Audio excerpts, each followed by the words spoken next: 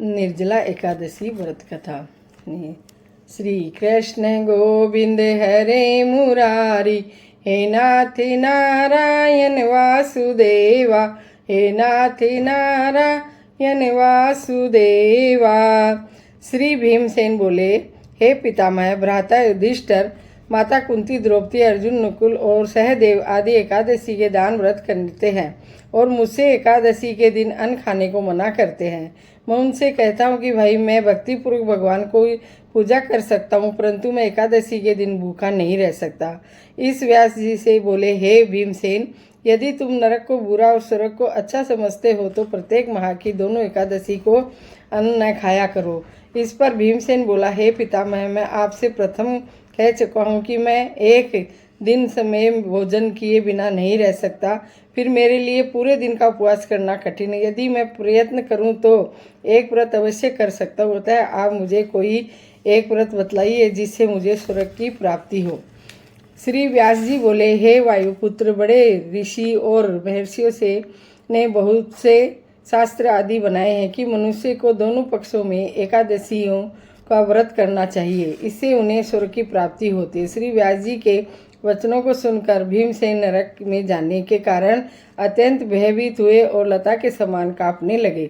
वह बोले, हे पितामह, अब मैं क्या करूं, क्योंकि मुझसे व्रत नहीं हो सकता, अतः आप मुझे कोई एक ही व्रत बतलाइए जिससे मेरी मुक्ति हो जाए।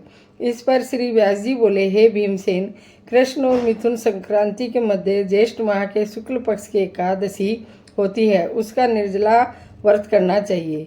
इस एकादशी के व्रत में स्नान और आचमन में जल वर्जित नहीं है, लेकिन आचमन में तीन माह से जल से अधिक जल नहीं लेना चाहिए। इस आचमन से शरीर की शुद्धि हो जाती है। आचमन में 7 माह से अधिक जल मद्यपान के समान है। इस दिन भोजन करने से व्रत नष्ट हो जाता है। यदि सूर्योदय से सूर्यास्त तक मनुष्य जलपान न करे तो उसे 12 एकादशियों का फल की प्राप्ति होती है।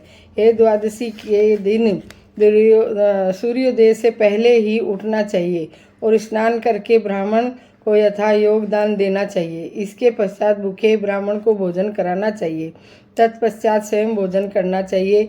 इसका फल संपूर्ण एकादशियों के फल के बराबर है।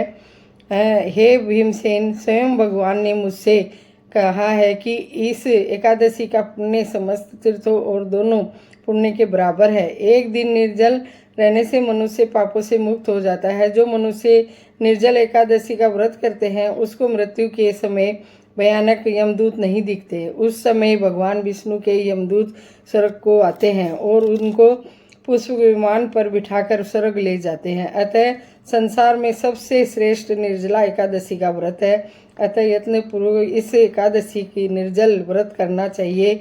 उस दिन ओम नमो भगवते वासुदेवाय मंत्र उच्चारण करना चाहिए। व्यासदेव जी के ऐसे वचन सुनकर उनके निर्जल व्रत किया। इसी एकादशी के भीमसेन या पांडव एकादशी कहते हैं। निर्जल व्रत करने से भगवान की पूजा करनी चाहिए और उनसे उन्हें करनी चाहिए कि दूसरों दिन भोजन करूंगा। मैं इस व्रत को श्रद्धापूर्वक करूंगा, इससे मेरे सब पाप नष्ट हो जाएंगे।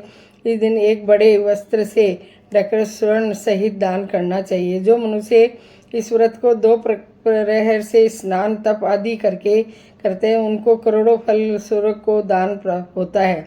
जो मनुष्य इस दिन यज्ञ होम आदि करते हैं उनका फल वर्णन भी नहीं हो सकता। इस निर्जला एकादशी के व्रत में मनुष्य विष्णु लोक को जाता है। जो मनुष्य इस दिन अन्न खाते हैं उन्हें चांडाल समझना चाहिए, वे अंत में नरक को जाते हैं। ब्रह्म हत्यारे, मद्यपान करने वाले, चोरी करने वाले, गुरु से द्वेष करने वाले, असत्य बोलने वाले इस व्रत को करने से स्वर्ग को जाते हैं। हे कुंती पुत्र, जो पुरुष या स्त्री इस व्रत को श्रद्धापूर्वक करते हैं उनका निम्नलिखित कर्तव्य हैं। उन्हें सर्वप्रथम विष्णु भगवान की पूजा करनी चाहिए, तत्पश्चात गौ का दान करना चाहिए।